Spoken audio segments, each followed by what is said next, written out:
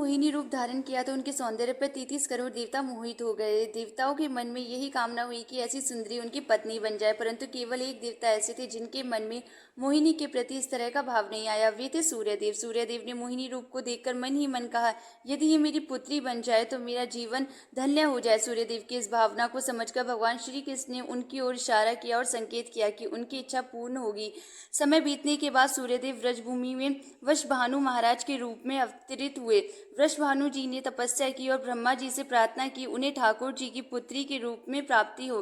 ब्रह्मा जी ने उनकी प्रार्थना को श्री हरि तक पहुंचाया। ठाकुर जी ने विचार किया कि वे नंद, यशोदा और देवकी वासुदेव के यहाँ पुत्र के रूप में जन्म लेने वाले हैं, लेकिन प्रेम की स्थापना के लिए एक विशेष अवतार लेना होगा। ठाकुर जी ने अपने रूप को दर्पण में देखा और उस दर्पण में उन्हें ऐसा रूप दिखाई दिया जो स्वयं ठाकुर जी को भी मोहित कर गया।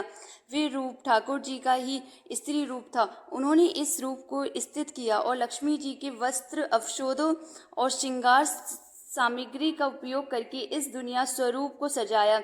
जब ये स्वरूप पूर्ण हुआ तो ऐसे प्रतीत हुआ मानो सूर्य और चंद्र का एक साथ मेल हो गया।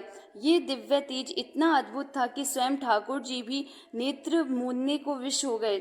जब उन्होंने नेत्र खोले तो उनको सामने श्री राधा रानी दिव्य स्वरूप प्रकट हुआ। श्री राधा के प्रत्यय के समय सुबह 4 बजे का था, जो ब्रह्म मुहूर्त का समय है। भगवान के अन्य अवतारों का प्रत्यय दोपहर 12 बजे या रात्रि 12 बजे होता है, परंतु राधा रानी का जन्म ब्रह्म मुहूर्त में हुआ, जो नए दिन की शुरुआत का प्रतीक है। ये इस बात का संकेत था कि प्रेम का प्रकाश समर्पण विश्व में फैलाने वाले हैं। राधा रानी के अवतरण पर वृषभानु महाराज और कृतिदा माता के घर उत्सव मनाया गया।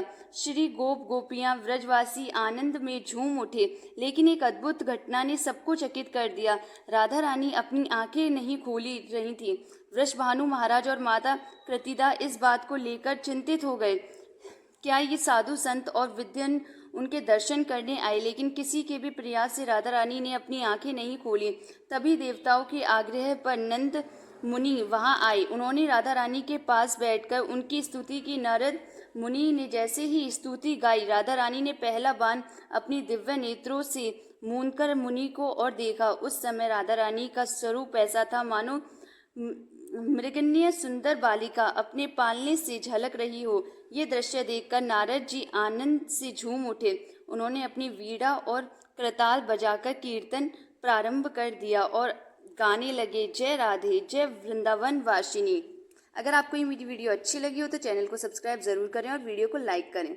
बहुत मेहनत की है तो लाइक करना और सब्सक्राइब भी।